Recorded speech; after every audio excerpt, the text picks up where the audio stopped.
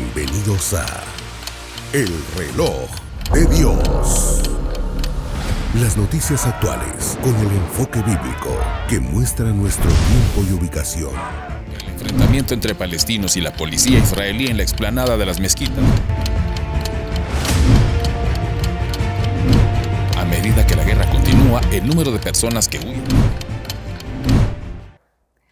Hola, bienvenidos al Reloj de Dios desde la ciudad de Guatemala. Estamos presentando una vez más la oportunidad de revisar las noticias actuales, pero con un enfoque bíblico. Sin más preámbulos, en este domingo 21 de mayo vamos a darles la oportunidad también de conocer un poco más acerca de los temas escatológicos, ya que hoy hablaremos de Israel. Para el efecto, saludamos a nuestro anfitrión, el apóstol Sergio Enríquez. Apóstol, ¿cómo está hoy? Gracias, Elcita. Pues muy bien, por la gracia de Dios. Sí, tal vez una semana después de su cumpleaños, ¿verdad?, de Israel, nos vamos a dedicar un poquitito a conversar acerca de ese gran escenario, de los 7 escenarios escatológicos que Dios dejó establecidos como agujas en su reloj, en su reloj divino, ¿eh?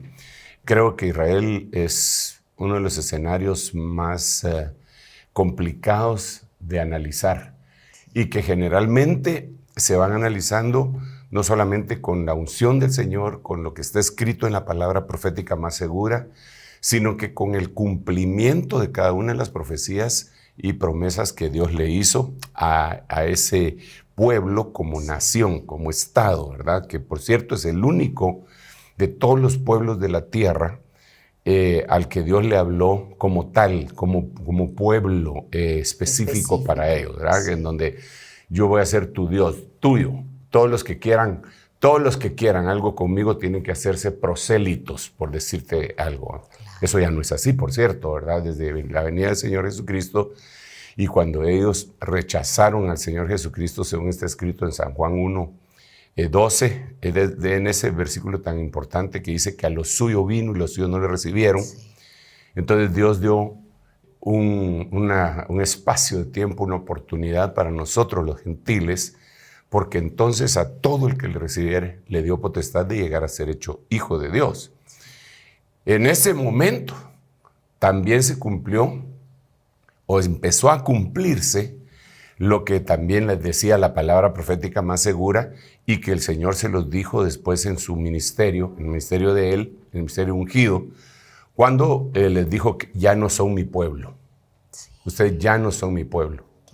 Y decía la palabra profética más segura, allá en los libros proféticos, en el lugar en donde les fue dicho, vosotros ya no sois mi pueblo, ahí seréis llamados hijos del Dios Altísimo.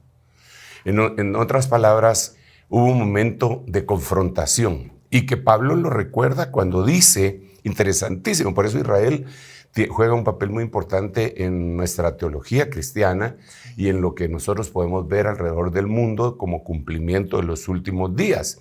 Porque Pablo dice, si su exclusión fue salvación para los gentiles, ¿qué será su inclusión? Sino vida entre los muertos. Como quien dice, cuando a ellos los excluyeron, a nosotros nos incluyeron y nos vinieron a injertar en el olivo. Siendo nosotros un olivo silvestre contra naturaleza, nos injertaron en el olivo.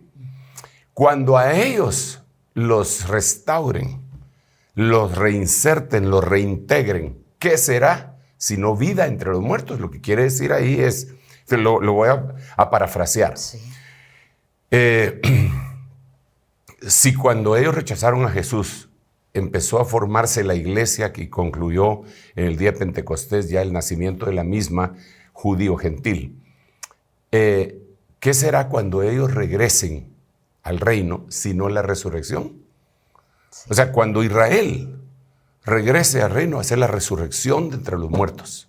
¿Cuándo será la resurrección de los muertos?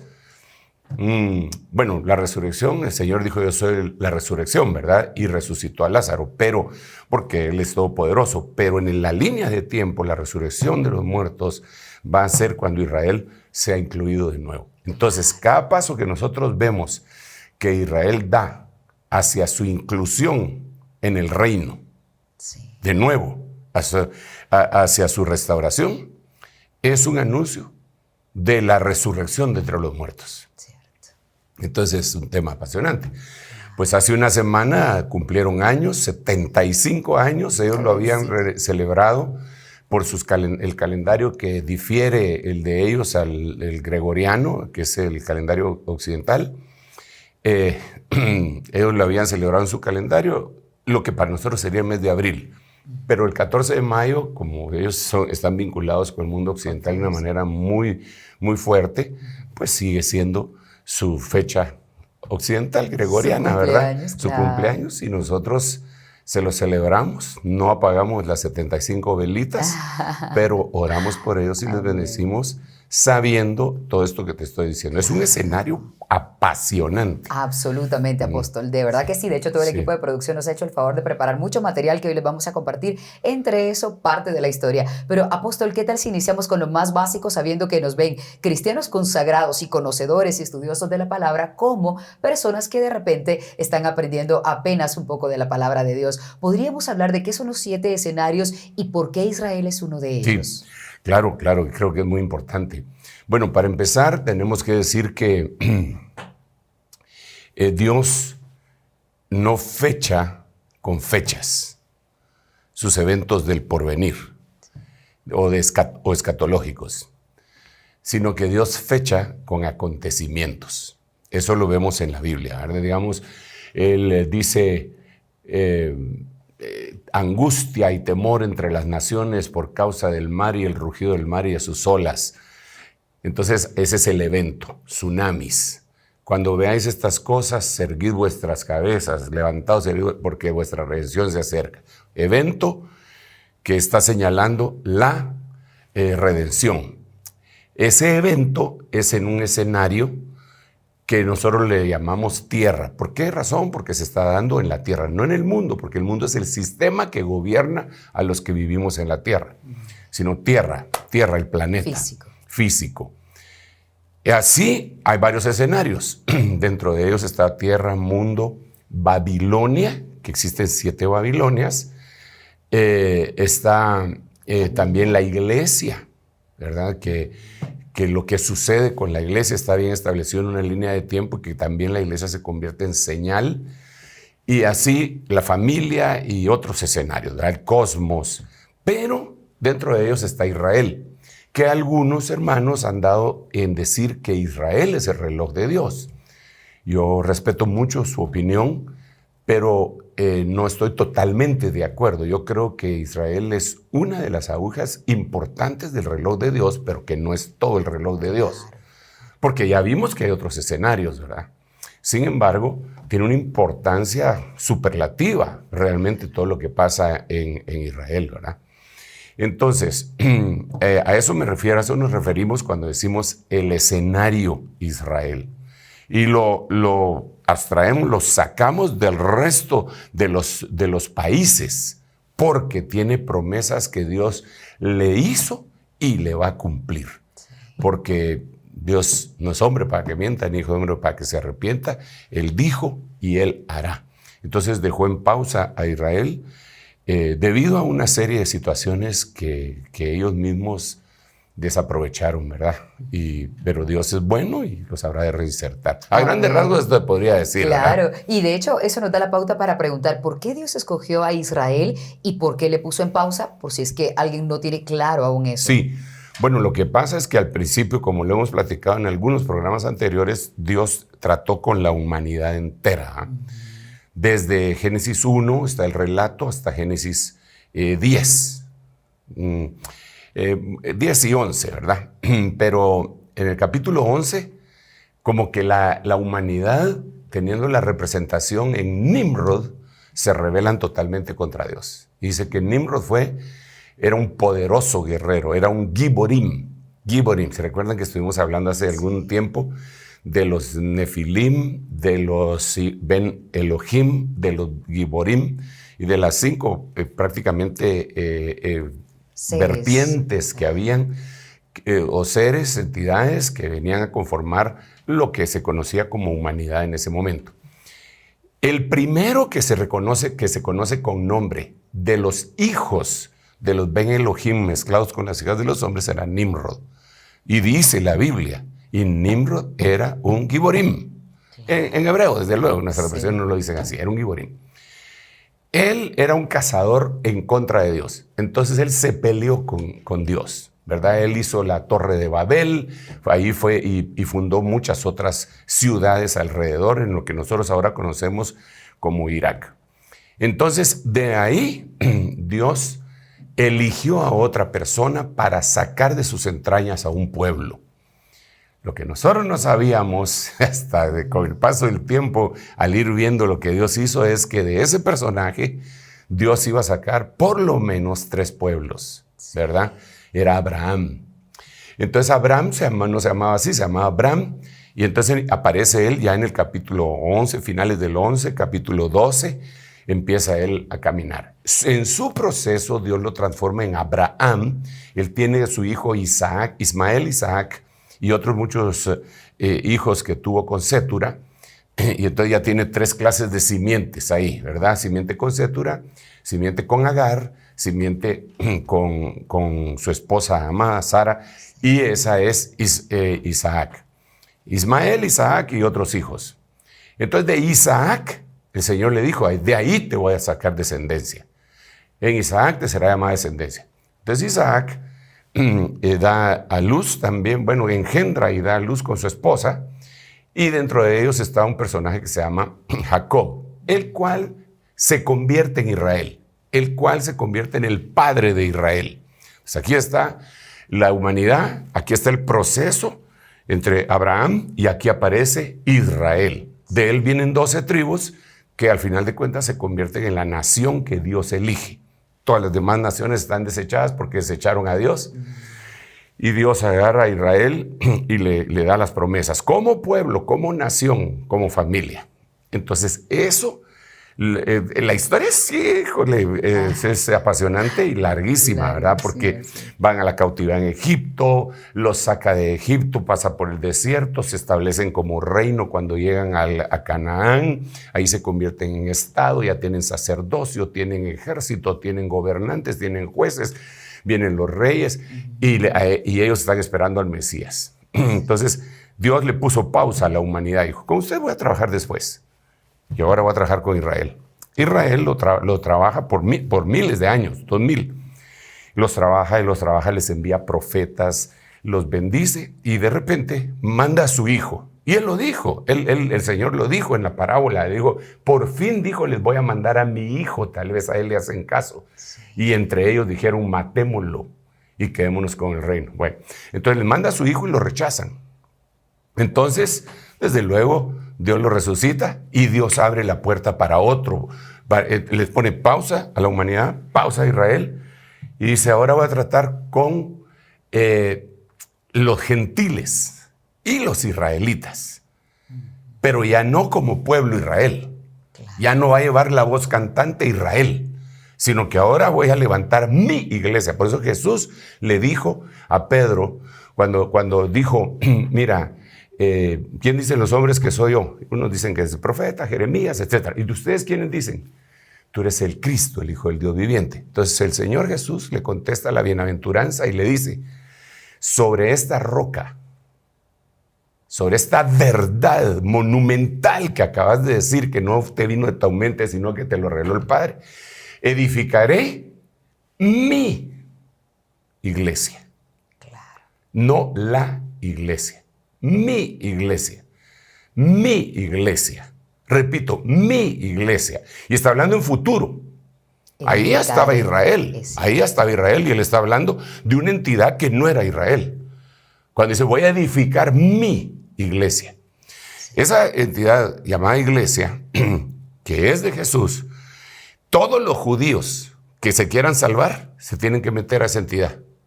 Y todos los gentiles que se quieran salvar tienen que meter, por medio de Jesucristo y del nuevo nacimiento, desde luego, a esa entidad. Entonces deja en stand-by a Israel, con promesas, y en stand-by a la humanidad con promesas. Entonces ahora empieza a trabajar con la iglesia. El asunto es terrible, si puedo utilizar la palabra terrible, que ahora llega el tiempo en el que nosotros vemos que se está restaurando Israel.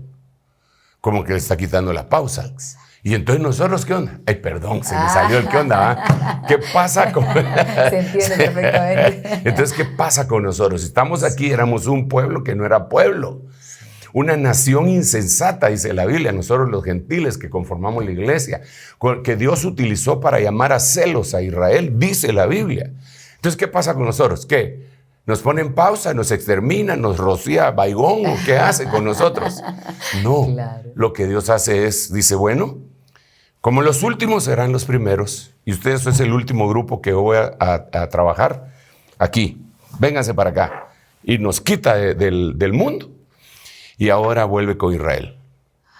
Entonces regresa con Israel, a la cual lo dejó pausada en una situación que nosotros conocemos, según la Biblia, en el libro de Daniel 9, 24 al 27, como la 70 semana de Daniel. Solo 7 años le hacen falta. Ya tuvieron sus 69 semanas y ahora falta una semana, las 70 semanas. Entonces se lleva a la iglesia. Y empieza las 70 semanas con Israel. Entonces, cuando nosotros vemos que Dios ya está trabajando de nuevo, haciendo los preparativos en el escenario Israel, poniendo el tablao ahí, poniendo las cortinas y toda la cuestión, porque ya viene la función que a Él les corresponde, tenemos que entender que nosotros como iglesia tenemos que desaparecer. O nos morimos, o nos raptan, o no sé qué pasa, pero no, sí sé qué pasa. Se llevan a la iglesia. Y entonces, sí, Israel. Por lo tanto, el escenario Israel es una de las agujas más importantes del reloj de Dios que marca la finalización del tiempo de los gentiles sobre la tierra y entiéndase también la finalización de la iglesia, la novia a la que se va a casar. Sí. Aquí hay un problema y es que aunque la semana 70 de Daniel, que la conocemos como la gran tribulación, es solo para Israel. El trato de Dios para Israel. Hay un grueso de la entidad anterior. Entiéndase la iglesia, ¿ah? Iglesia quiere decir, viene de la palabra eclesía, que quiere decir sacados en medio de. Entonces, dentro de ese sacados en medio de, hay esposa, hay invitados, etc.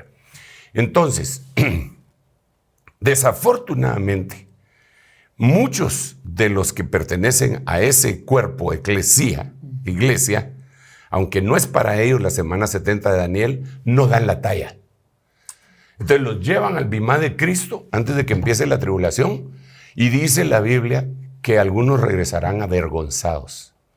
Entonces, estoy explicando, bueno, yo en una línea de tiempo, y yo tengo todos los versículos bíblicos de esto que estoy diciendo, y si me los piden, con mucho gusto los doy, pero nos vamos a tardar un poquito más, ¿verdad? Sí. Y yo asumo que la mayoría ya manejan esta terminología y estos versículos. La cosa es que en Apocalipsis capítulo 11 se deja ver que hay un nacimiento en el 11 y 12, otra vez 11 y 12, igual que en Génesis 11 y 12, fue donde se desligó todo. Y el Señor se lleva a un grupo que se le llaman los más vencedores, se lo lleva del cielo, de los cielos, de donde descendió el Señor, y se lo lleva hasta arriba. Pero otro grupo desciende a la tierra. Voy a leer. Sí, por favor. Mejor lo voy a leer porque... Claro, yo lo tengo pues en mi corazón y mi mente, pero quisiera trasladarlo según lo que dice la Biblia. Vamos a ver, Apocalipsis capítulo 12, dice, y yo vi una gran señal, apareció en el cielo, ¿ok? En el cielo, no en la tierra, en el cielo. ¿Cuál era la señal? Una mujer vestida de sol con la luna debajo de sus pies y una corona de 2 estrellas sobre su cabeza. Estaba encinta, gritaba estando de parto con dolores de alumbramiento. Entonces apareció otra señal en el cielo. Otra vez. Y aquí un gran dragón rojo que tenía 7 cabezas, 10 cuernos y sobre sus cabezas había 7 diademas. No necesitaba mucha imaginación para saber quién es ese dragón. Su cola arrastró la tercera parte de las estrellas del cielo y las arrojó sobre la tierra. Y el dragón se paró en el cielo, se paró enfrente de la mujer para devorarse lo que la mujer iba a dar a luz.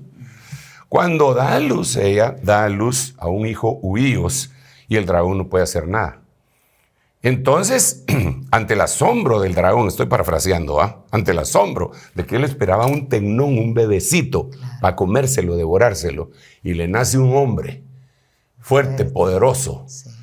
Ante el asombro, se llevan al hombre poderoso, fuerte, huíos, así, huíos dice la Biblia. El hijo varón que ha de regir a todas las naciones con vara de hierro, y su hijo fue arrebatado hasta Dios y hasta su trono. Pero ¿de dónde lo arrebataron? Del cielo, claro. No de la tierra. Sí. Eso es bien importante. ¿De dónde lo arrebataron? Del cielo. Desde aquí se lo llevaron. Hasta con efectos especiales estoy. Claro. Se lo llevaron. Sí. Entonces, y esto tiene contexto en la Biblia, ahorita lo voy a poner. Y en otros, esto que estoy diciendo, en otros pasajes de aquí de la Biblia. Y entonces ahora la mujer huía al desierto. ¿Pero dónde estaba la mujer? ¿Acaso no estaba en el cielo? Sí, estaba en el cielo. Entonces, ¿por qué huía al desierto? Porque bajó a la tierra, descendió a la tierra. O sea, este aquí es el tribunal de Cristo. Y ahí llevan a toda la cristiandad. Los que salen aprobados del cielo se los llevan. Los que salen reprobados del cielo los regresan.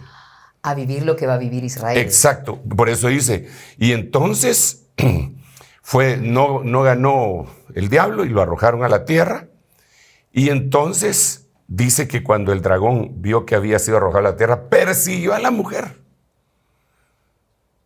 que había dado a luz al hijo varón, que ya estaba en la tierra, porque la regresaron.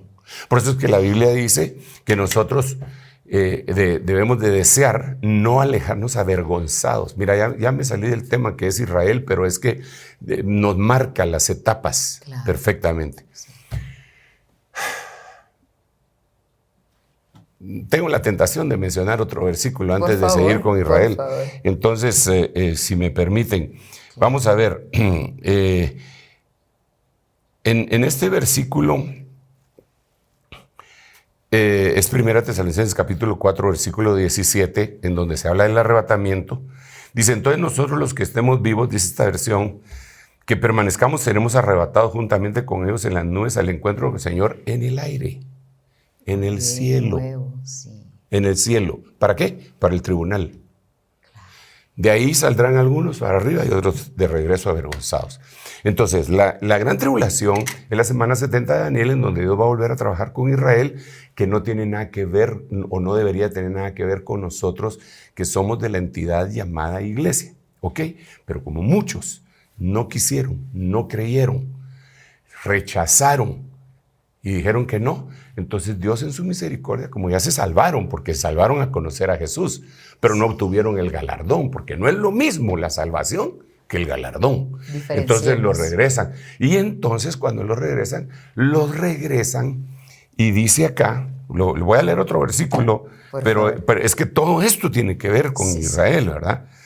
En donde el apóstol Juan ya está, se lo llevaron, le dieron un ascenso a que fuera a ver las cosas y él está bien en el cielo y entonces le preguntan. Uno de los ancianos, 7:13, estoy leyendo de Apocalipsis, habló diciendo, estos que están vestidos de vestiduras blancas, ¿quiénes son y dónde han venido?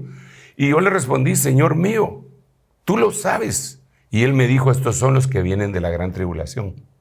Claro. Y han lavado sus vestiduras y las han emblanquecido en la sangre del Cordero. O sea que ellos tenían sus vestiduras manchadas cuando vino lo del arrebatamiento. Entonces los dejaron para la gran tribulación para que limpiaran sus vestiduras en el periodo llamado tribulacionario con la sangre de Cristo. Ya volviendo en sí, va diciendo, Padre Santo, tenían razón estos y nosotros andamos por otras teorías doctrinales, pero ahora ya no caigo porque ya tuvieron una experiencia extraordinaria. Pero ese periodo, yo me quedé hablando de la iglesia un poco aquí, hombre, pero ese periodo le corresponde a Israel. Claro, pero es que están íntimamente ligadas por ese Totalmente, momento donde pueden sí, converger. Sí. Claro, apóstol. Sí. Y apóstol, ¿podría explicarnos brevemente, porque como dije antes, hay gente muy conocedora, otra no tanto, diferencia entre salvación y galardón? Bueno, sí, la salvación no es por obras. La salvación es por obra. Ahorita voy a explicar eso. Y el galardón es por obras. A ver, déjenme explicar. El Señor dijo lo siguiente: esta es la obra, que crean en ti, el único Dios verdadero, y en tu Hijo, a quien tú has enviado. Esta es la obra. ¿Cuál es la obra? Creer. ¿En quién? En Dios y en Jesús. Entonces, porque yo sé que muchos, no, la salvación es por fe, que es por gracia. Sí, yo sé eso también, hombres. Yo también lo leí. No sean así de malos. Déjenme explicar. Es por la obra de creer. Sí. Por eso él dijo, esta es la obra. Claro. Que crean. Entonces, esa es la salvación. Entonces nos salva, porque al creer en él, Padre Santo, nacemos de nuevo. Él nos sustituye en el tribunal del gran trono blanco. Él hace la grandísima bendición que hace con nosotros. Pero ahora vienen los galardones, porque la Biblia dice que es necesario que el que cree en Dios, que es necesario que creamos en Dios y que es galardonador de los que le buscan. Entonces hay que buscarlo para obtener galardón. Entonces, tú haces algo bueno y tienes tu consecuencia. Esa consecuencia se llama galardón. Entonces, en el tribunal de Cristo, que es el Bimá, que es el que dijimos que es en el cielo, es para galardones, no para salvación ni perdición. Para salvación y perdición es en el tribunal del Padre, en el gran trono blanco, en donde se abren los libros. No se encuentra en el libro, al infierno. Pero en el tribunal de Cristo, no. Ahí todos son hijos. Y entonces dicen, este no hizo lo suficiente, pierde su galardón. Este hizo suficiente, siervo bueno y fiel, entra en el gozo de tu Señor. Es un tribunal de galardones. Esa sería la gran diferencia. Apóstol, y es un momento totalmente individual. Ahí nadie puede influenciar. Claro, es una cosa de Dios y uno. Dios Señores, que yo no hice eso porque mi abuelita no me dejaba ir a la iglesia. Sí, bueno, sí. Ahí es lo personal, ¿verdad? Sí, la abuelita no va a venir a dar cuentas por eso, sin duda. Bien, apóstol, este es un gran momento para que hagamos un resumen que el equipo de producción nos ha preparado para ver un poco acerca de Israel, el nacimiento de ese pueblo de Dios del que estamos hablando y para que nuestro apóstol siga profundizando luego de verlo.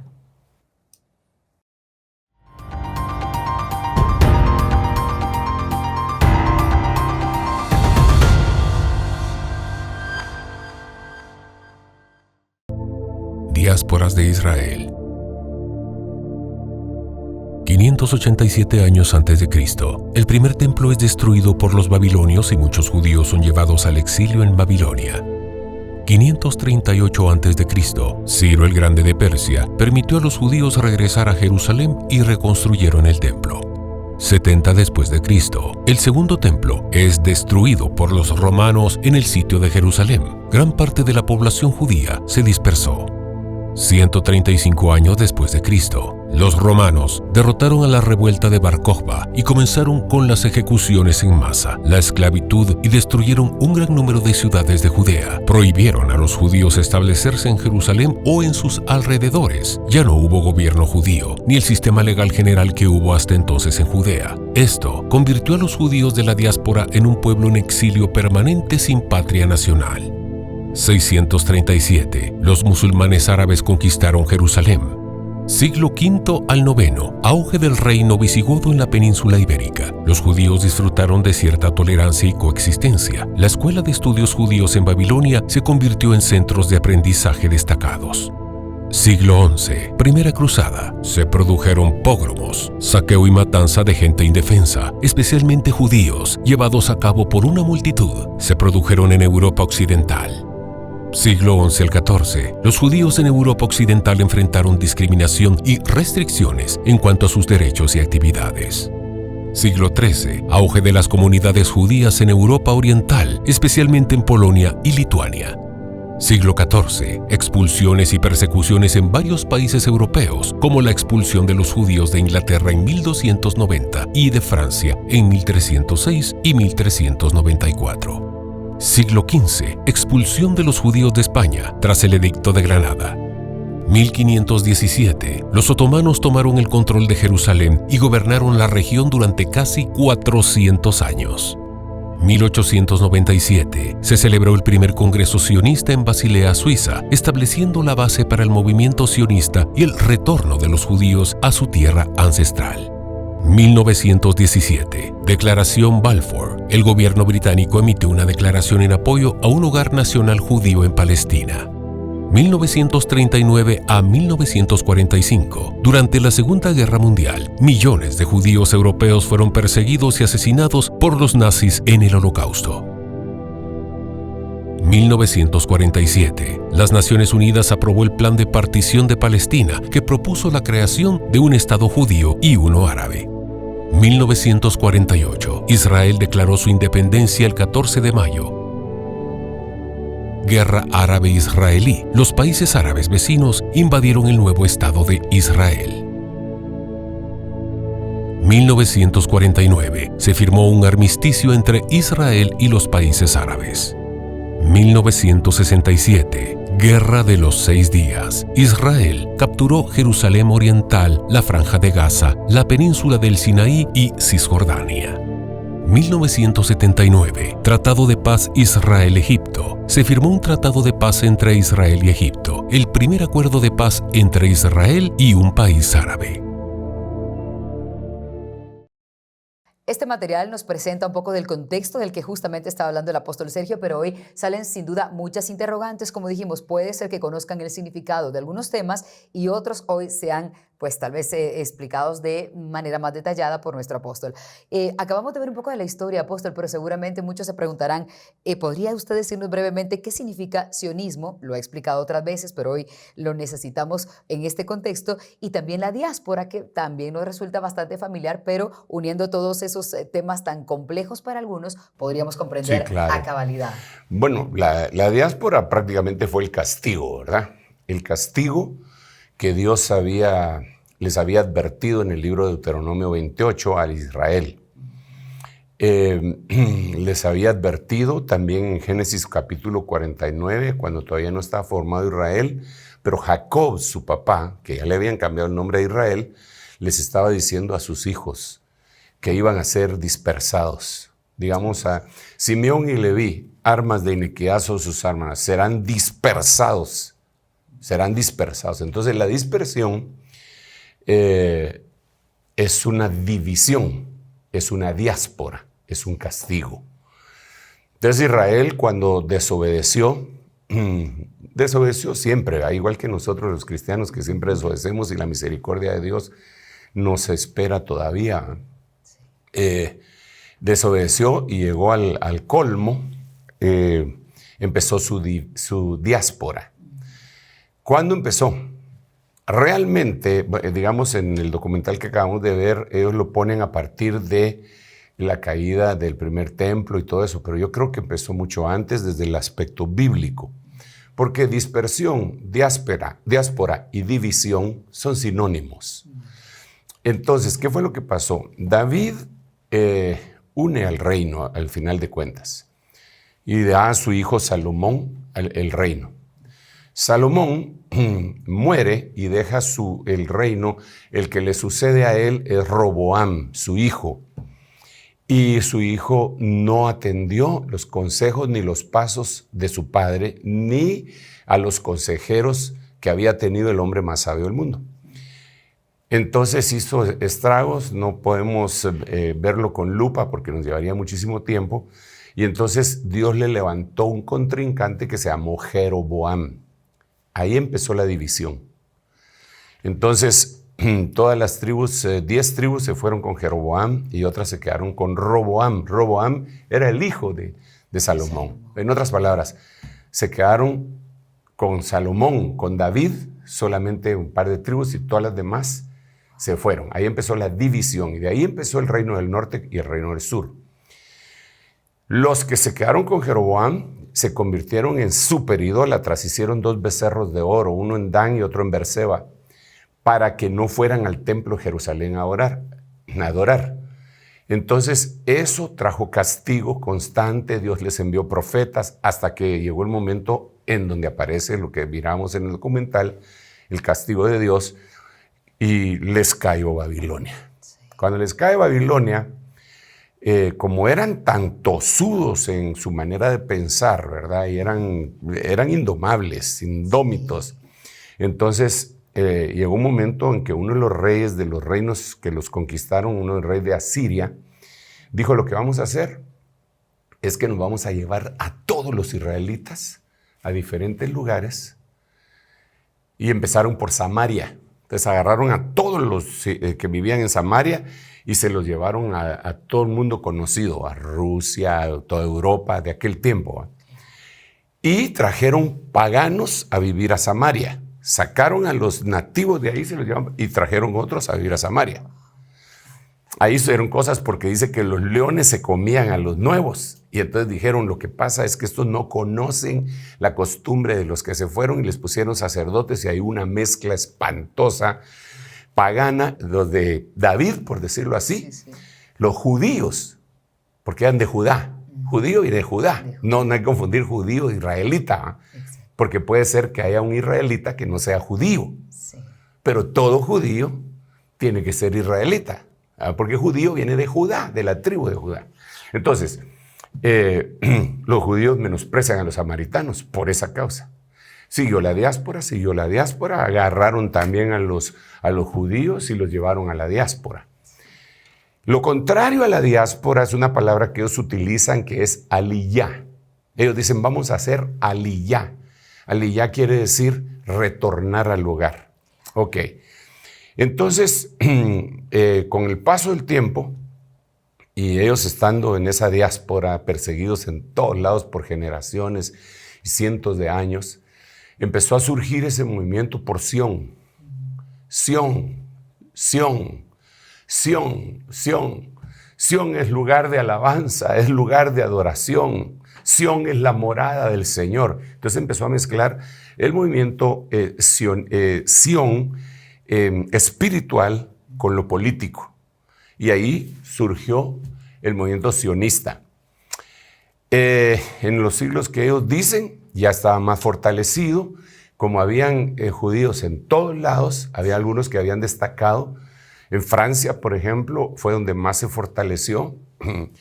Y empezaron a hacer todo lo que ya se explicó ahí, hasta que se dio la declaración Balfour, en donde se decía que Israel tenía derecho a tener su propio terruño. Y ahí fue en donde ellos popularizaron la canción esa Hava Nagila. Hava Nagila, Hava Nagila, que es proveniente del Salmo 118, versículo 24, que dice: este es el día que el Señor nos ha reivindicado. Este es el día que el Señor nos... Por esa declaración que se hizo en los 1900, por allá por la Primera Guerra Mundial. Sí. Pero eso se llevó un periodo de tiempo. En 1948 sucede lo que sucedió, y es muy impresionante, Elcita y hermanos y amigos lo están escuchando, que fíjense ustedes que eso sucedió en 1948. Hay un hermano que ya pasó a la presencia del Señor, se llamaba aquí en la tierra Grant Jeffrey. Era un escatólogo, un buen hombre, un cristiano, un pastor. Y él escribió un libro que se llama Profecías escondidas en el libro de los Salmos. La premisa de él era la siguiente: el libro de los Salmos, en el orden que tenemos nosotros nuestra Biblia, es el libro número 19. Es decir, Génesis, Éxodo, Levítico, Números, Deuteronomio, Josué, Jueces, Ruth, 1 Samuel, 2 Samuel, etc., hasta llegar al 19, es el libro de los Salmos. Entonces él lo ponía como 1900. 19 es el libro, 19. Entonces, este es lo que va a pasar con Israel en los años 1900. 1900, claro, los salmos son 150, no digan, se pasan, pero 1900. Entonces empezó él a chequear qué pasaba en cada uno de los salmos. Salmo 1 sería equivalente a 1901. Salmo 2 a 1902. Y así sucesivamente. Cuando llega el Salmo 48, que es la fundación del Estado de Israel, te voy a leer lo que dice. Sería 1948. Exacto, sería 1948. Y dice, grande es el Señor y muy digno de ser alabado en la ciudad de nuestro Dios, su santo monte. Hermoso en su elevación el gozo de toda la tierra es el monte Sión, en el extremo norte la ciudad del gran rey. Dios en sus palacios se dio a conocer como baluarte. Pero mira esto, pues he aquí los reyes de las naciones se reunieron. Se sentaron juntos. Los reyes de las Naciones Unidas. Y mira lo que dice. Ellos la vieron y quedaron pasmados. Se aterrorizaron, huyeron alarmados y ahí se apoderó de ellos un temblor como el dolor de una mujer que está de parto. En la tierra de parto, dando a luz una nación. Sí. En el Salmo 48. Esto lo contextualizamos nosotros, no es por forzar las cosas, pero qué impresionante, porque ya cuando nos vamos al Salmo 66 dice, nacerá una nación en un solo día. Pues Sión apenas estuvo de parto, dio a luz sus hijos. Es esto. Entonces, 1948 estaba en el libro de los Salmos. Para mí, todo está contenido en la Biblia. Esa historia preciosa que les tocó a ellos. Ok, entonces el asunto es el siguiente. Dios empezó a tratar con Israel de nuevo desde el movimiento de los sionistas, 1847, 1900, y empezó a poner el andamiaje, hasta que concluyó la primera faceta de ese andamiaje en 1948. A partir de ahí viene un montón de guerras en donde Israel se empieza a hacer los quites y empieza a surgir como una potencia. Pero todavía estamos en el andamiaje. Entonces, cuando Dios decida que eso se termina, ya lleva más de 100 años. Claro, la fundación del Estado lleva 75, pero todo el andamiaje lleva más de 100 años. Cuando Dios decida, que yo pienso que por lo que estoy viendo muy pronto, se levanta el tercer templo. Y nosotros como iglesia nos tenemos que ir. A mí me alegra ver lo que le pasa a Israel, porque tengo una vinculación espiritual con ellos. Me alegra verlos gozosos, danzando. Israel tiene en su mente, los israelitas, cuando uno visita Israel, se da cuenta que tienen en su mente, o no sé si tenían, ese pensamiento que les pusieron por miles de años los llamados cristianos. Pero dije llamados, no cristianos, llamados cristianos. En las cruzadas, que la primera se dio en el año 1000, empezaron a saquear, a violar, a matar israelitas, porque los acusaban de que habían sido los asesinos del Señor Jesús, así les decían. Entonces, cuando tú vas a Israel y un guía te empieza a platicar, él quiere insistir mucho en que no fue el pueblo el que condenó a Jesús, sino que fueron los religiosos. A nosotros no nos tienen que explicar eso, porque nosotros amamos al pueblo en sí. Pero ellos, solo le dice uno cristianos, y ellos no hacen separación entre católicos, evangélicos, bautistas, testigos de Jehová, mormones. ¿verdad? Ellos no, para ellos cristianos son todos los que no son judíos y musulmanes, ¿verdad? Y de todas las religiones orientales. Entonces, les tenemos que explicar nosotros a ellos, no, nosotros amamos a Israel. Sí, claro. Y ellos no lo comprenden tan fácilmente, porque por miles de años los han perseguido, como ya vimos en todo eso. Sí, claro. Pero a mí me regocija cuando miro lo que está sucediendo, y creo que es la finalización de la etapa de la iglesia y que pronto Israel será tratado de nuevo como nación. Hay una confusión en el pueblo de Dios hoy. El pueblo de Dios hoy es la iglesia. El pueblo de Dios no es Israel. Eso no lo digo yo. Eso lo dice la Biblia. Esa es una confusión que tiene mucha iglesia, pueblo del Señor. El pueblo del Señor ahora es la iglesia, no es Israel, lo quiero repetir, pero no es porque a mí se me ocurra. Es que estaba en la palabra profética más segura y fue corroborada posteriormente en el libro de Romanos. Pero lo voy a leer en Oseas. Oseas es un libro preciosísimo, bueno, toda la Biblia, pero que habla de la traición de Gomer hacia el profeta Oseas. Y el Señor le dice que esa era la traición que había hecho Israel contra su Dios. Entonces, el Señor le da esta sentencia y le dice, cuando tiene un hijo de fornicación, es decir, Oseas se casa con una mujer ramera, ordenado por Dios, porque quería dar una profecía. Y los hijos que le van naciendo eran hijos de fornicación.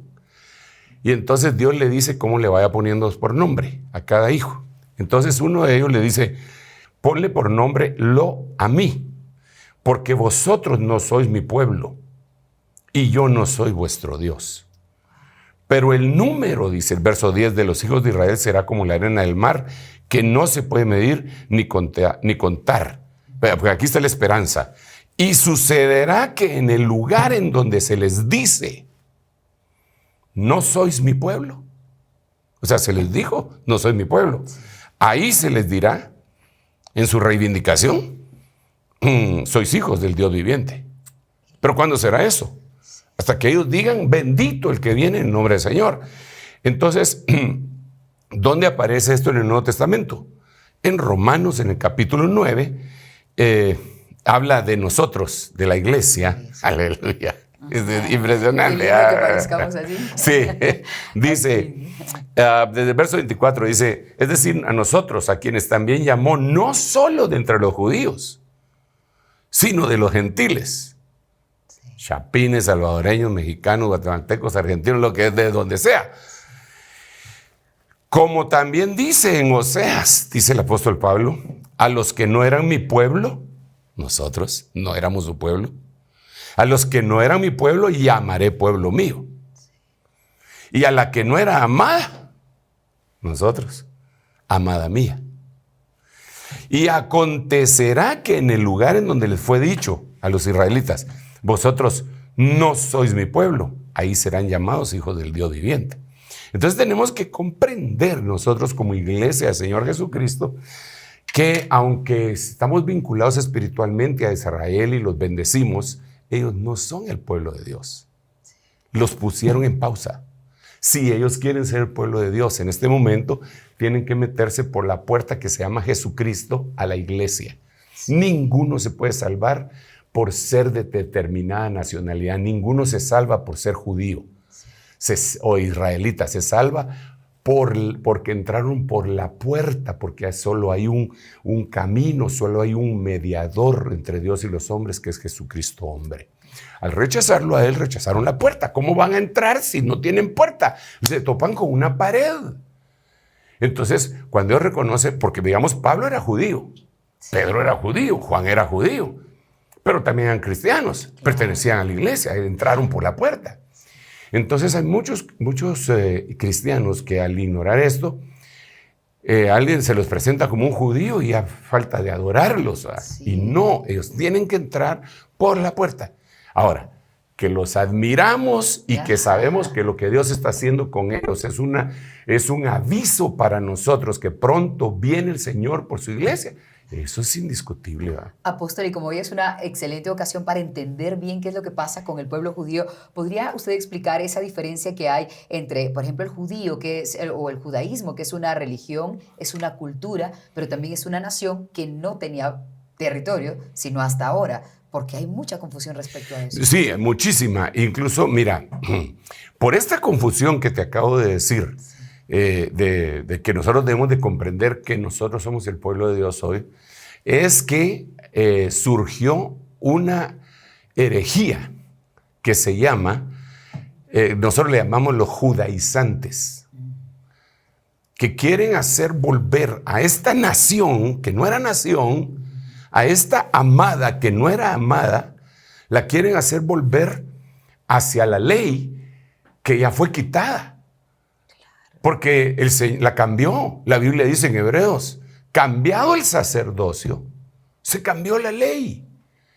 Entonces ahorita nosotros ya no estamos bajo el sacerdocio levítico, porque el sacerdocio levítico le corresponde a los judíos, y el sacerdocio que a nosotros nos corresponde es el que está descrito tanto en Génesis 12 como en Hebreos capítulo 7, el sacerdocio de Melquisedec, que es el sacerdocio eterno. Entonces, algunos de estos judaizantes quieren que lo primero que hacen es que le ponen a orar a la gente viendo hacia Jerusalén. ¿Pero y por qué? Eso no tiene razón de ser en el cristianismo. Pero ellos se aprovechan de la ignorancia de mucho pueblo de Dios que alaba lo judío, se traba todo lo que es judío, ignorando que hay, según la Biblia, mitos judaicos. Y que hay libros judíos que no deberían ni siquiera de ser leídos. No por ser judío es sano, ¿verdad? Pero el pueblo de Dios que no adquiere ese conocimiento se deja ir por eso. Entonces terminamos a veces exaltando lo judío. Yo por eso, a mí a veces me malinterpretan, que yo digo, miren, el shofar, por ejemplo, es un instrumento que procede desde luego de la cultura judía, pero no es más santo que una trompeta. No es más santo que un teclado. Porque la mentalidad de mucha gente es, voy a ir a sonar el shofar para que ahí se abran los cielos. Pero nunca dice, voy a ir a tocar el teclado para que se abran los cielos. Pero música es música. Entonces magnifican cosas que son judías y eso le abre la puerta a la herejía de los judaizantes. Entonces, ellos tienen su propia religión, los judíos en sí tienen su propia religión ortodoxa, la cual pues es respetable y toda la cosa, pero les hace falta Cristo. Porque ellos, mira, es hay que hablarlo con un poco de equilibrio, o bastante. Sí. Porque ellos no pueden cumplir con su religión. No pueden. Porque para poder cumplir, en primer lugar, ellos tendrían que tener sumo sacerdote y no tienen. Ellos tendrían que sacrificar corderos, porque eso les mandaba la ley y no pueden. Ellos no tienen dónde sacrificar cordero, no tienen un lugar, tendrían que restaurar el tercer templo.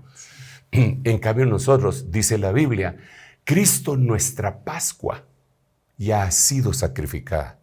Nosotros no tenemos necesidad de sacrificar corderos, como muchos evangélicos han caído en la trampa que para la fiesta de la Semana Santa, que coincide con la Pesaj de los judíos, que es la Pascua, en algunas comunidades, calladita la boca, sacrifican un cordero para evocar los recuerdos del Antiguo Testamento. Eso no es correcto, porque nuestra Pascua ya ha sido sacrificada, es Jesucristo. Cuando Juan el Bautista vio al Señor Jesucristo, dijo, he ahí el Cordero que quita el pecado del mundo, porque el Cordero de Dios era Jesucristo. Entonces, mira, hablamos de Israel como señal, pero la verdad es que ese es un tema demasiado abundante. Claro. Es demasiado abundante. Yo no quiero sonar, por favor, no quiero sonar como antijudío, ni quiero sonar como judaizante, sino como cristiano, que ama a todas las naciones, porque me amó el Señor a todas las naciones, y tenemos iglesias en la mayoría de las naciones, en muchísimas, tal vez no en la mayoría, pero sí en muchísimas naciones alrededor del mundo, y bendecimos a Israel. Bendecimos a Israel. Pero yo también estoy llamado a bendecir a los árabes. Sí, claro. Es decir, pero sé que me vincula con los israelitas el origen del Mesías en el que yo creo, al que adoro, que se llama Jesucristo, ¿verdad? Y admiro a ese pueblo por todo lo que ha pasado. Pero es importante que nosotros sentemos bien claro que hoy Dios no trata ya con una nación en particular en el sentido étnico, sino en el sentido místico espiritual, y esa nación se llama Nación Santa, Real Sacerdocio, Linaje Escogido, Pueblo Adquirido por Dios, para que anuncie las virtudes de la luz admirable en medio de un reino lleno de tinieblas. Absolutamente. ¿Qué somos nosotros? Bueno, ahí está la cosa, pero ¿qué puedo hacer? Bueno, miremos. ¿Cómo dice? Miremos más noticias. Claro, pero antes vamos a hacer una pausa y cuando regresemos vamos a presentarles más noticias de las que tenemos relacionadas con Israel, y también recordar que Guatemala fue protagonista cuando se dio la oportunidad para que se fundara el Estado de Israel en 1948. Regresamos con eso y más. En un momento regresamos con El Reloj de Dios. Estamos de vuelta con El Reloj de Dios. Gracias por continuar en El Reloj de Dios y ahora vamos directamente a la noticia que hoy nos ocupa. Estamos hablando de Israel, pero vamos a regresar a 1948 para recordar cómo fue aquel momento en el que se daba la oportunidad de fundar el Estado, pero también eso desataba una serie de ataques en contra de ese nuevo territorio. A continuación, se presenta el siguiente material cortesía de El País.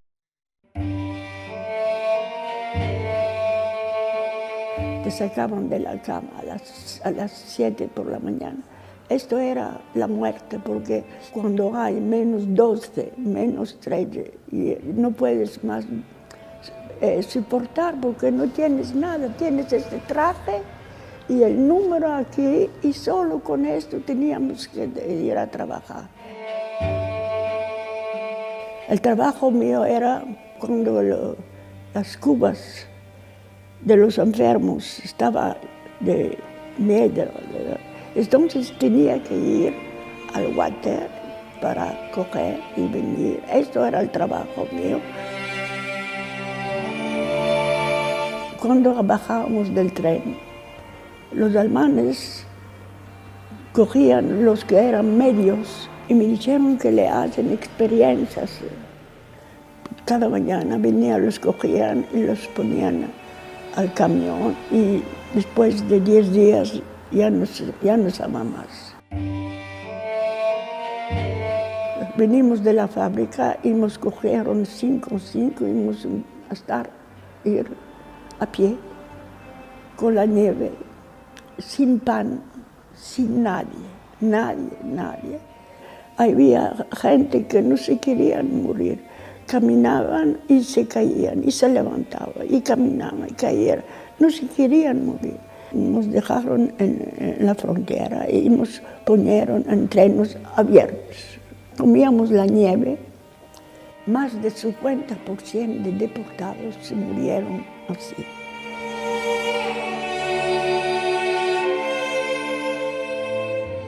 Este material fue presentado por cortesía de El País.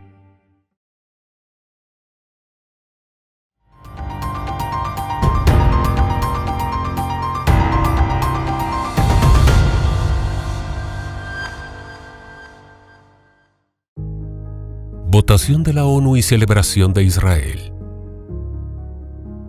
El 15 de mayo de 1947, la Asamblea General de las Naciones Unidas resolvió crear un comité especial para que preparara un informe y recomendara sobre lo que debía hacerse con Palestina y esos territorios que estaban bajo mandato británico desde la Primera Guerra Mundial. El UNSCOP estaba compuesto por 11 estados electos como representantes de cada región geográfica del mundo: Australia, Canadá, Checoslovaquia, Guatemala, India, Irán, Países Bajos, Perú, Suecia, Uruguay y Yugoslavia. Desde el momento de la conformación de este comité especial para la cuestión de Palestina, nuestro país jugaría un papel protagónico, ya que fue electo uno de esos 11. La votación por la integración del comité especial no fue fácil. Sin embargo, finalmente, mediante votación de 39 a favor, 3 en contra y 10 abstenciones, quedó integrado. El protagonismo nacional sería realizado a través del representante permanente de Guatemala ante las Naciones Unidas, el embajador Jorge García Granados. Dentro de las funciones del comité estaba presentar propuestas de solución y prestar la más cuidadosa atención a los intereses religiosos del Islam, judaísmo y cristianismo en Palestina. El 14 de mayo de 1948, David Ben-Gurión leyó la Declaración de Independencia de Israel. La decisión fue reconocida por varios países, incluyendo a Estados Unidos y la Unión Soviética. Sin embargo, esta fue inmediatamente desafiada por sus vecinos árabes, que se negaron a aceptar el reparto de Palestina. La decisión final fue tomada con 33 votos a favor, 13 en contra y 10 abstenciones. Guatemala fue uno de los pocos países que votaron a favor de la resolución, lo que llevó a las relaciones amistosas entre Guatemala e Israel que continúan hasta el día de hoy. La creación del Estado de Israel fue vista por los judíos como una liberación del yugo de la opresión y una victoria en la lucha por la autodeterminación. Durante la proclamación del Estado de Israel, las familias en sus casas reunidas alrededor de la radio escuchaban atentamente los votos. Cuando todos escucharon el veredicto final, celebraron con gran entusiasmo y emoción gritando: «¡Tenemos un Estado! ¡Tenemos un Estado!», según narró el libro Oh Jerusalén de Dominique Lapierre y Larry Collins. Dos jóvenes oficiales saltaron a un viejo Chevrolet. Dando alaridos de alegría, recorrieron las calles con gran estrépito, hasta que Gazit tuvo la certeza de haber despertado a toda la ciudad con su claxon. Por doquier, mientras corría la noticia, se encendían lámparas, se abrían las ventanas, los vecinos se interpelaban. En pijama, en pantuflas, un peinador con un gabán sobre los hombros, los judíos de Jerusalén comenzaron a invadir las calles. Desembocando en la calle de Ben Yehudá, el periodista Uri Abner chocó con un grupo de estudiantes que la bajaban corriendo. De cada puerta salía la gente para unirse a ellos, incrementando su número de casa en casa. En la esquina de la avenida de Jaffa, un coche de la policía británica los detuvo. ¿Saben ustedes que es más de medianoche?, preguntó un oficial inglés. ¿Saben ustedes que tenemos un Estado?, les gritaron. En la confluencia de la avenida del Rey Jorge V, un estudiante arrastró a sus camaradas por la mano y se puso en cabeza de una farándula que hizo girar en mitad de la calzada. Prisionero en el círculo, Uri Abner se dio cuenta que bailaba una hora por primera vez en su vida. La celebración de la independencia de Israel es una jornada nacional de alegría y júbilo en la que los judíos izan la bandera de Israel y entonan el himno nacional, el Hatikvah. Es un momento de unidad y hermandad para el pueblo judío en Israel y en todo el mundo, y es vista como una muestra de agradecimiento por la libertad y la independencia alcanzadas después de años de lucha y sufrimiento.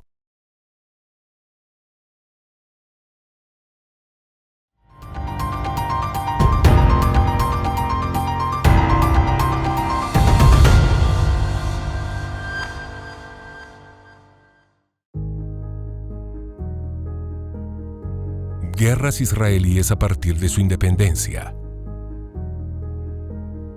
Después de la declaración de independencia de Israel en 1948, el país ha enfrentado muchos desafíos y ha pasado por varios conflictos con los países vecinos. Uno de los más significativos fue la Guerra Árabe-Israelí de 1948, que resultó en la expulsión de cientos de miles de palestinos y en la creación de muchos refugiados. Una década después, la Guerra de los 6 días concluyó con la ocupación israelí de la península del Sinaí del resto del territorio palestino y de los altos del Golán. Años más tarde, mientras los judíos celebraban una de sus principales fiestas religiosas, el Día del Perdón, Egipto y Siria lanzaron un ataque por sorpresa. Israel se retiró de la península del Sinaí, pero en 1961 inició la invasión de Líbano, que aloja a la Organización para la Liberación de Palestina. Yasser Arafat reconoció el derecho de existir del Estado de Israel, pero exigió la retirada de los israelíes de todos los territorios ocupados. Guerra de los 6 días, junio de 1967. Egipto, presionado por los estados árabes, rompió el pacto de alto a la violencia. No solo apoyó a las guerrillas, sino que obligó al rey Hussein de Jordania a unirse a la alianza de Egipto, Siria e Irak. Así que todos se prepararon para la guerra frente a la frontera de Israel con Gaza. Se calcula que había 100.000 soldados egipcios y 1.000 tanques. Mientras tanto, en las radios árabes se prometía el exterminio de Israel y se prohibió a los buques israelíes y a todas las embarcaciones que llevaran mercancía a este país pasar por el estrecho de Tirán. Ni las autoridades israelíes ni el pueblo querían ir a la guerra, pero pensaron que si nos atacaban antes y recurrían al efecto sorpresa, su país recién nacido no podría sobrevivir al ataque del enorme ejército que lo superaba en efectivos, aviones y tanques. 5 de junio, día 1, a primera hora de la mañana, Israel atacó sorpresivamente, lanzando bombas sobre las bases aéreas egipcias. Luego de 3 oleadas de ataques, Israel sepultó el sueño de Egipto, Siria y Jordania, destruyendo 286 aviones de combate, 13 bases aéreas y 23 estaciones de radar. En cuestión de minutos, destruyó el 90% de los aviones militares, sin darles la oportunidad de despegar. Enseguida, las fuerzas terrestres invadieron la península del Sinaí, que estaban ocupadas por Egipto, a lo que Jordania respondió con una serie de bombardeos sobre la parte israelí de Jerusalén y sobre la Casa de Gobierno. 6 de junio, día 2. El escenario esta vez fue la península del Sinaí y la Franja de Gaza, con importantes victorias para Israel, que logró completar el cerco de Jerusalén. 7 de junio, día 3. Israel logró capturar toda la península del Sinaí. Mientras tanto, su brigada de paracaidistas ocupó la ciudad vieja de Jerusalén. 8 de junio, día 4. El 8 de junio los israelíes llegan al canal de Suez. La batalla del Sinaí ha terminado, pero es recién por la noche que la radio del Cairo anuncia que Egipto acepta el alto al fuego pedido por el Consejo de Seguridad de la ONU. 9 de junio, día 5. Siria comenzó a bombardear el norte de Israel, pero este logró destruir 2/3 partes de la Fuerza Aérea Siria y obligó a los restantes aviones a retirarse. Por otra parte, los tanques sirios eran demasiado grandes y se hundieron al intentar cruzar el Jordán. Las comunicaciones sirias fallaron y el ejército jamás se enteró que debía avanzar. Mientras Israel continuó avanzando, el ejército sirio estaba en decadencia. Muchos oficiales se retiraban para escapar del fuego, dejando a sus tropas sin saber qué hacer. 10 de junio, día 6. La victoria israelí era inminente. El territorio estaba abandonado. El ejército israelí pasó del miedo a la euforia. Aunque al principio no habían querido ir a la guerra, solo lo hicieron para evitar el ataque de Egipto. En solo 6 días, la situación había cambiado. Sin embargo, no avanzaron a la ciudad de Damasco, siguiendo el consejo de seguridad de terminar con la guerra. Durante estos días, Israel logró anexar los Altos del Golán, Cisjordania, la Franja de Gaza y la península del Sinaí. 1987. Comenzó la primera intifada. La población de los territorios ocupados de Gaza, Cisjordania y Jerusalén se levantó con piedras contra el ejército israelí. 1993. Con los acuerdos de Oslo, por primera vez, los israelíes reconocieron a la Organización para la Liberación de Palestina, OLP, como la entidad encargada de representar al pueblo palestino. La desconfianza entre las dos partes siguió siendo alta. 1995. El primer ministro israelí Isaac Rabin fue asesinado por un fanático religioso judío. Otro intento de relanzar las negociaciones fue en el año 2000, siempre bajo la mediación de Bill Clinton, entre el nuevo primer ministro de Israel Ehud Barak y Yasser Arafat, pero sin éxito. 2002. Con el argumento de impedir la entrada de terroristas suicidas en su territorio, Israel comenzó a construir un gran muro de separación para los palestinos. Es una barrera de unos 800 kilómetros que se extiende por Cisjordania y rodea Jerusalén, pese a que la ONU y el Tribunal Internacional de Justicia lo han declarado ilegal. Su construcción avanza y más del 80% de su trazo discurre por tierra palestina.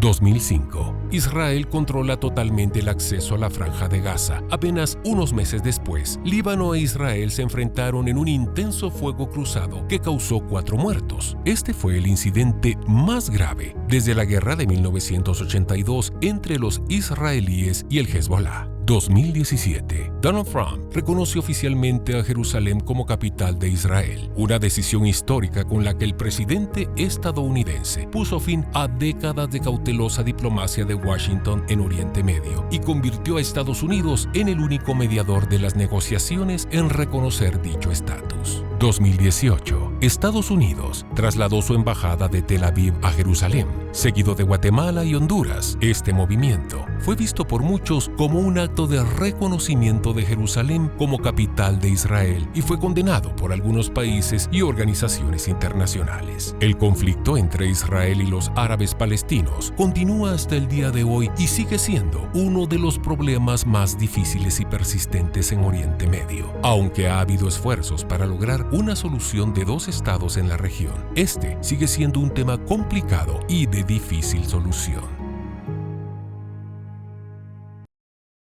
Esa década de los 40 fue impresionante para los israelíes, sobre todo esta comunidad judía que estaban contando ahora mismo lo que vivieron en el Holocausto, que terminó en 1945. Pero aunque vamos a hacer referencia de este Holocausto, también mencionábamos antes de ir a otros materiales que Guatemala tuvo un papel importante gracias a un protagonista nuestro que era Jorge García Granados. Él fue parte apóstol de esa comitiva en la que 11 países nada más se reunieron para ver si se le daba un terreno o un territorio a Israel, y justo allí deciden que se debía dividir entre Palestina e Israel. Sí, bueno, esto es previo a la votación que hacen luego todas las naciones, que ya la vimos en el reporte que se presentó, ¿verdad? Y ahí sí tomó un papel muy importante, gracias a Dios, Estados Unidos y nuestra nación. Algo extraordinario.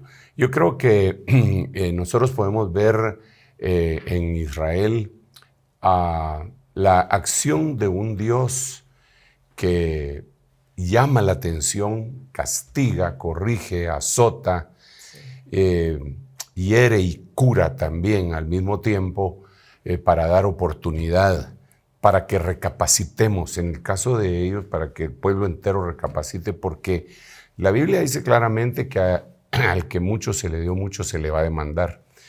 Y a Israel le fue dada una ley por medio de ángeles.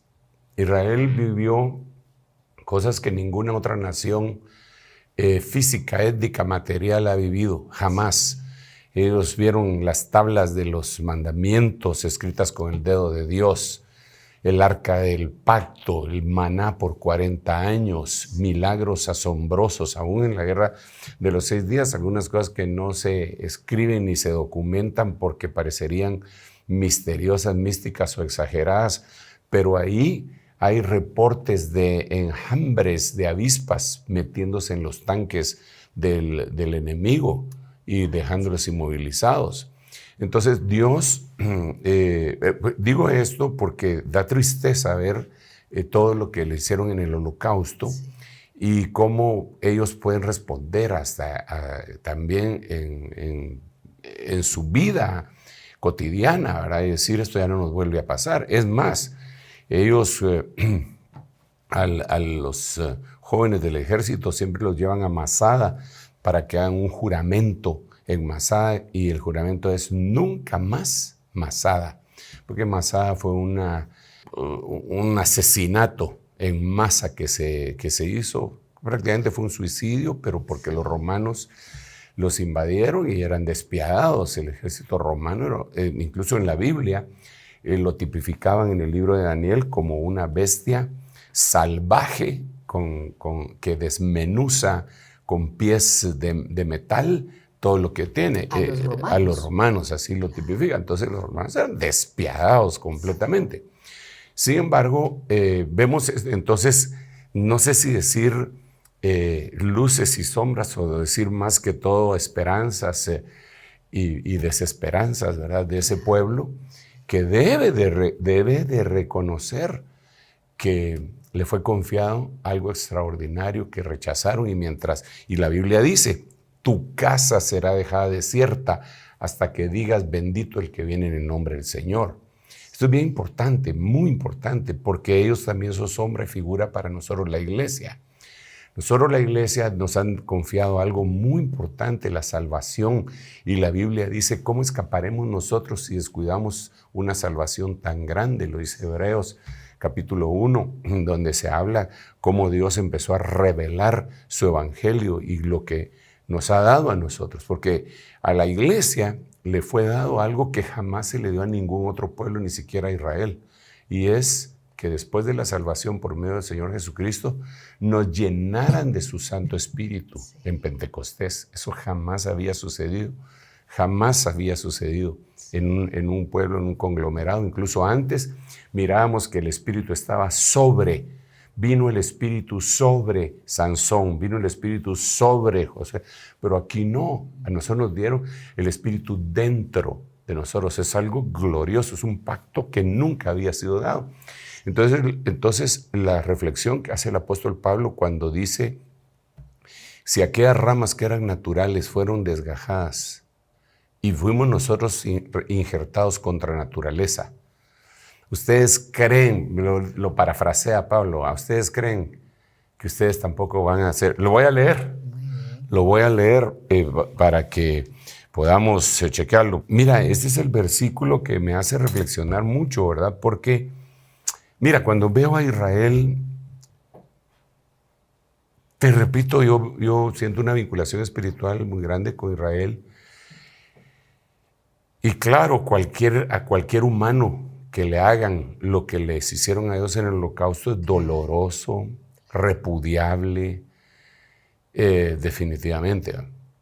Sin embargo, no sé por qué pues nos identificamos mucho con ese dolor. Y entonces inmediatamente pienso que a Israel, por haber rechazado aquella gran bendición que Dios les dio, les sucedió todas estas cosas grupales. Sus líderes tomaron la voz de todo el pueblo, hablaron por el pueblo, diciendo cuando iban a crucificar al Señor Jesucristo, cuando les presentaron a Barrabás y a Jesús, ¿a quién les liberto? Entonces ellos dijeron que querían a Barrabás, al bandido. Y entonces Pilatos se lavó las manos y dijo, soy limpio de esta sangre inocente. Y ellos gritaron, su sangre sea sobre nosotros y sobre nuestros hijos. Y ahí vemos el resultado de aquella una maldición que ellos aceptaron y asumieron para toda la raza. Justo eso le iba a decir, la Biblia nos habla del holocausto. Bueno, de hecho sí, nos habla encriptadamente y con mucha especificidad. Digamos, a partir de Deuteronomio capítulo 28, en una secuencia equidistante de letras están encriptados mensajes en donde aparece incluso el nombre de Himmler, y aparece el nombre de Zyklon, Z-Y-K-L-O-N, Zyklon B, que era el químico con el que los asfixiaban. Está encriptado. O sea, en la Biblia aparece todo, solo que ahí está encriptado, no aparece Deuteronomio 28:2 dice tal y tal cosa, no, sino que en esa secuencia equidistante que lo han investigado muchísimo. Hay libros que se han dedicado, hay un libro que se llama así, secuencia equidistante de palabras escondidas en el libro de Génesis. No me recuerdo el autor en este momento, pero han surgido muchos libros en donde aparece encriptado. Pero volviendo al punto, yo digo, qué impresionante es esto, porque yo inmediatamente pienso, ok, a ellos les dieron algo valioso, lo rechazaron, y se llevaron a todas sus generaciones, porque la Biblia decía bien claro, yo soy Jehová tu Dios, fuerte y celoso, que visito la maldad de los que me aborrecen sobre sus hijos hasta su tercera y cuarta generación. Y también dice en el lado contrario, por amor a su padre David, no le quito tal cosa, y son varias generaciones. Entonces nosotros tenemos que consagrarnos por nosotros mismos, pero también deberíamos de pensar en las generaciones subsecuentes, los que vienen después de nosotros, ¿verdad? Bueno, el asunto es, hacia donde yo iba, es que yo veo esto y digo, ellos sufrieron eso, tuvieron una gran bendición, pero nosotros estábamos alejados de los pactos y de las promesas y de repente nos llaman el Israel de Dios. Es una gran misericordia, ¿verdad? Y por eso Juan dice, mirad cuál amor nos ha dado el Padre para que seamos llamados los hijos de Dios. A veces leemos esos versículos de una manera como que fueran versículos trillados, ya cansados, que queremos ver. No, eso encierra una gran profundidad. Perdón, que creo que tal vez me estoy alejando mucho de la temática específica del escenario Israel, pero es que a mí me hace reflexionar esto. Entonces digo yo, si a ellos los castigaron, ya vimos ahí en el video, y claro que también Dios los ha bendecido y los ha levantado, pero lo que les viene es peor de todo lo que les ha pasado.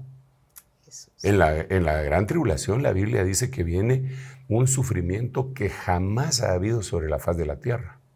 Así dice la Biblia, así que el holocausto no es nada.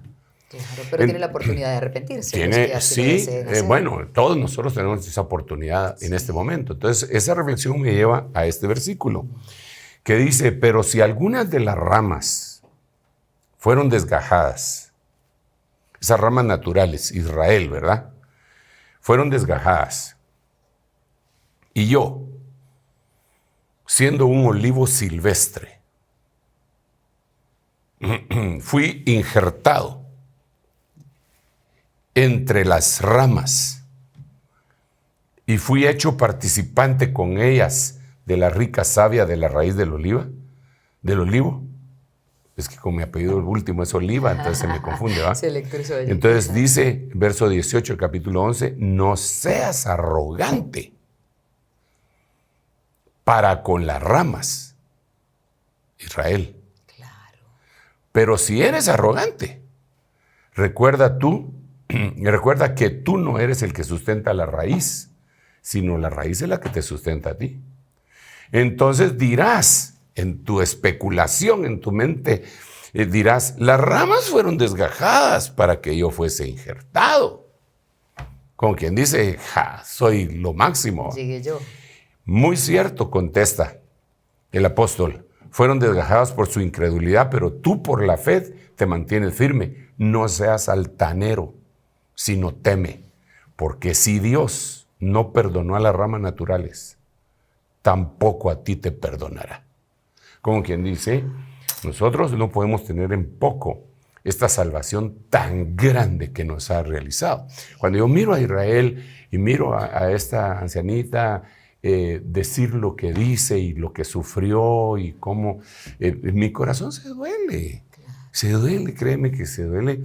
Y cuando veo que están danzando por la fundación de Israel, mi corazón se alegra, ¿verdad? Y cuando miro que se han convertido en un vergel aquel desierto, me regocijo con ellos.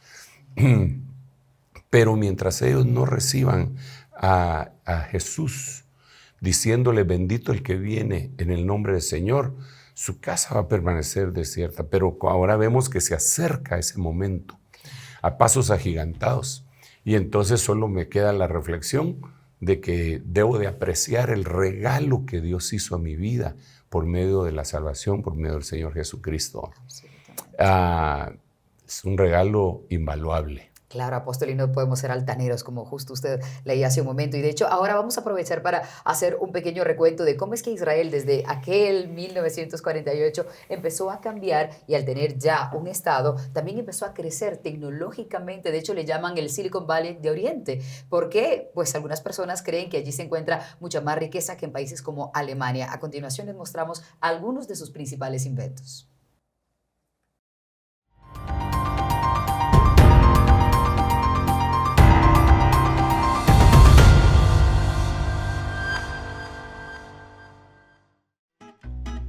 Grandes inventos de Israel para el mundo.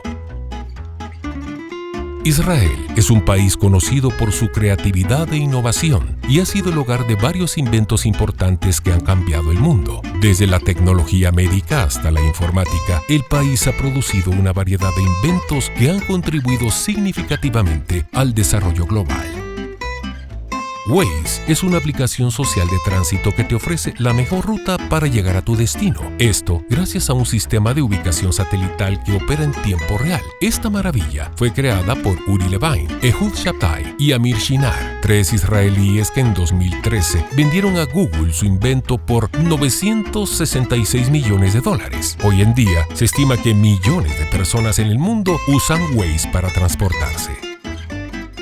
Píldora cámara. El 60% de los cánceres de colon en el mundo se detectan en una etapa tardía, por lo que solo el 5% de estos casos sobreviven a la enfermedad. Esto se debe a que la mayor parte de la gente prefiere evitar realizarse el estudio de la colonoscopía por el procedimiento incómodo y complicado que ello implica. La empresa israelí Given Imaging creó la píldora cámara ingerida, la cual tiene luz, batería y permite grabar todo el tracto digestivo, logrando detectar cualquier anomalía de una forma más cómoda y menos invasiva. Sensor de respiración. Hisense es una marca israelí que desarrolló un sensor que detecta cuando un bebé deja de respirar. Este programa fue vendido 2 años después en $287 millones. Mensajería instantánea. El primer sistema de mensajería en línea fue ICQ, desarrollado por la compañía israelí Mirabilis en 1996. El éxito de la aplicación inspiró la creación de muchos otros programas de mensajería instantánea como AOL, Instant Messenger, IM, Yahoo Messenger y MSN Messenger. Memoria USB. La empresa encargada de fabricar los primeros USB fue la empresa israelí EMS Systems. Esos pequeños objetos fueron creados a mediados de la década de los 90 y tenían la capacidad de guardar 8, 16, 32 y 64 megabytes. Riego por goteo. El riego por goteo fue inventado y desarrollado en Israel por la empresa Netafim en la década de 1960. Simcha Blas y su hijo Yeshayahu mejoraron el sistema de emisores del sistema de goteo. Este es un revolucionario sistema que permite darle a los cultivos el nivel de humedad preciso para que estos se desarrollen de forma óptima. Rewall es un sistema comercial de asistencia biónica para caminar desarrollado en Israel por Amit Gofer. Gofer inventó el sistema para ayudar a personas con paraplegia a mantenerse en pie, caminar y subir escaleras, mediante accesorios de piernas motorizados controlados por un control remoto de muñeca simple y alimentada por una batería de mochila. El sistema se ha adoptado ampliamente para ayudar a individuos con discapacidades de las extremidades inferiores y ha estado en continuo desarrollo para mejorar su funcionalidad y portabilidad. Desalinización del agua. La demanda anual de agua en Israel asciende a 2.200 millones de metros cúbicos, demanda hecha por el uso doméstico, industrial y agrario. Sin embargo, esta necesidad supera por mucho las provisiones naturales de agua de Israel, por lo que el país invirtió décadas de investigación en lograr convertir el agua de mar en agua potable. Cúpula de hierro. Es un sistema de defensa antiaérea desarrollado por Israel para interceptar y destruir misiles y cohetes lanzados desde la Franja de Gaza, Líbano y otros lugares. Fue desarrollado por Rafael Advanced Defense Systems y es uno de los sistemas de defensa antiaérea más avanzados del mundo. Este utiliza radares y sensores para detectar misiles entrantes y luego lanza un misil interceptor que se dirige hacia el misil entrante y lo destruye en el aire antes de que alcance su objetivo. Desde su introducción en 2011, la cúpula de hierro ha sido utilizada en miles de ocasiones y ha demostrado ser muy efectiva en la protección de zonas urbanas de Israel contra los ataques con misiles y cohetes.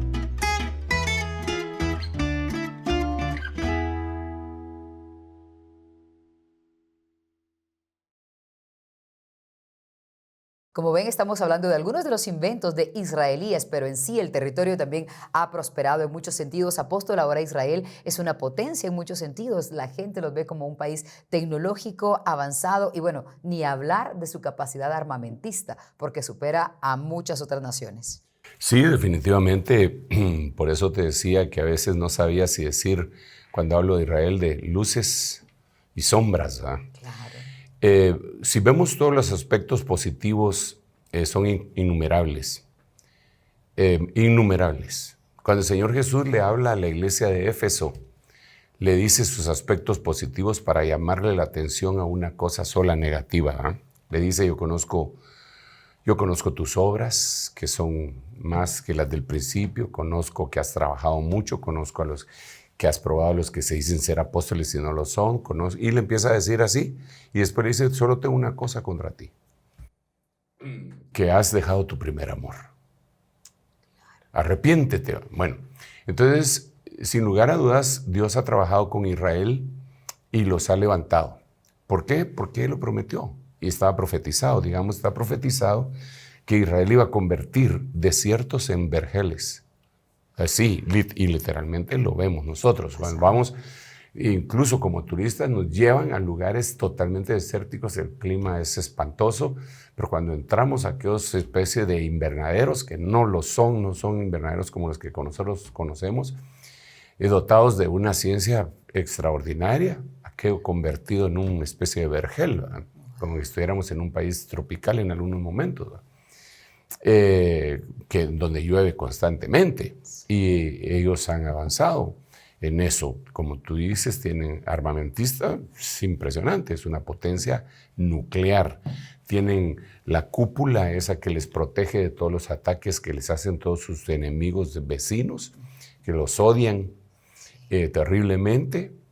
tienen capacidades en la joyería. Los que cortan los diamantes son judíos en Londres, ¿verdad? Son familias de judíos. Y nos quedamos cortos con esta lista que acaban de sacar nuestros hermanos, o solamente para muestra un botón, porque ellos tienen una infinidad de descubrimientos, cosas que han ayudado a la humanidad. Impresionante, impresionante. Entonces, yo diría que sería como hablarle a la iglesia de Éfeso, hablándole a los judíos. Yo conozco que has evolucionado, yo conozco que eres una potencia nuclear, yo conozco que yo te he bendecido, dice el Señor, y te he permitido tal cosa, y te he permitido tal otra, y te resucité, tu idioma que estaba muerto, era una lengua muerta, te lo resucité, tu nación que estaba muerta, te la resucité, pero tengo contra ti.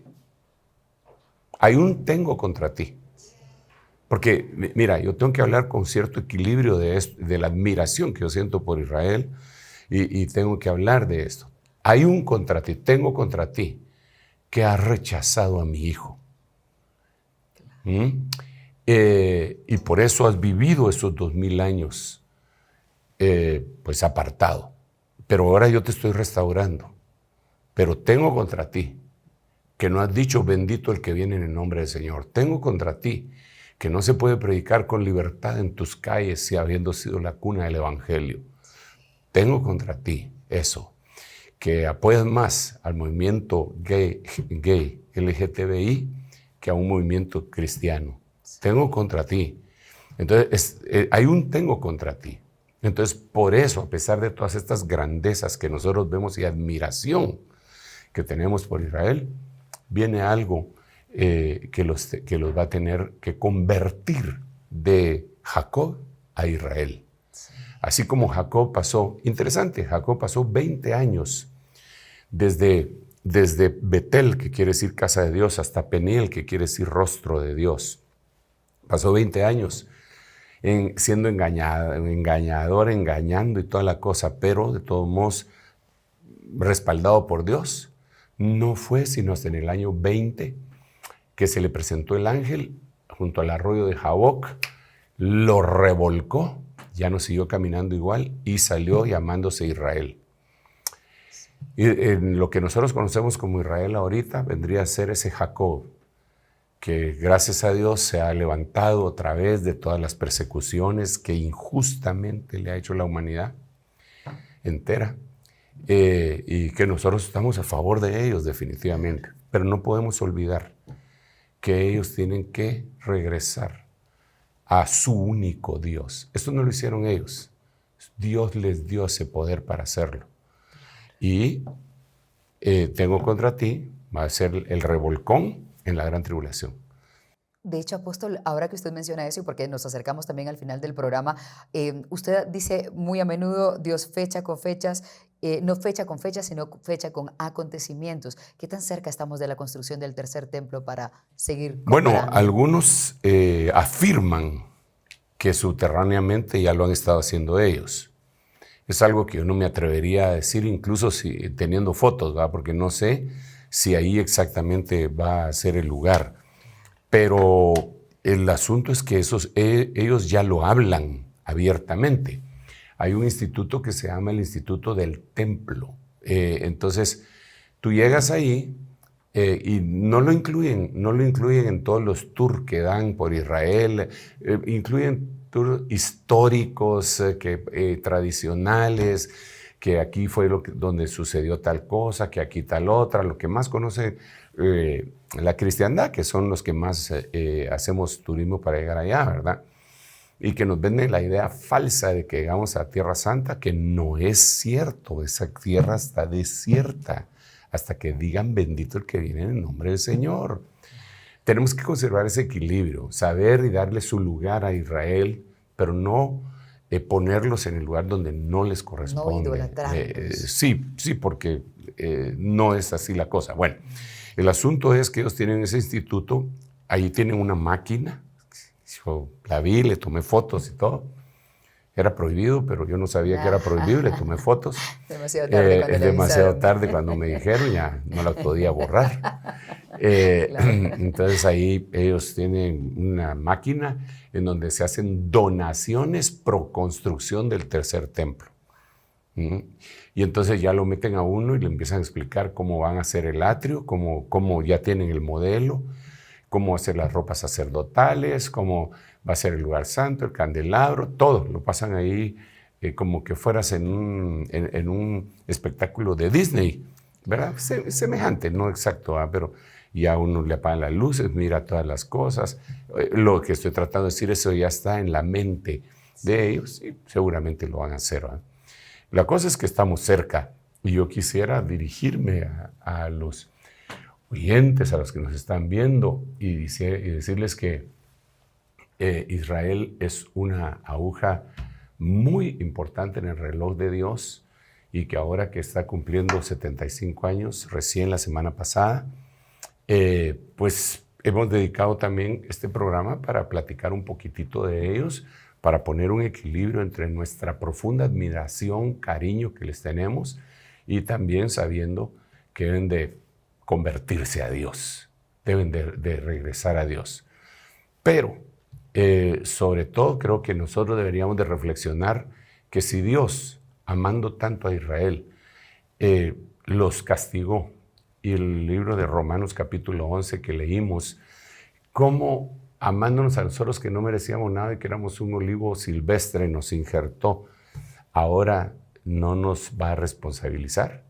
De tal manera que tenemos un llamado. Esto no es una religión sucha de un bombillo de 25 watts, de un grupito de gente ignorante no, esta es una salvación que Dios en su misericordia planificó desde los cielos, la ejecutó por medio de nuestro Señor Jesucristo y la reveló por el Espíritu Santo.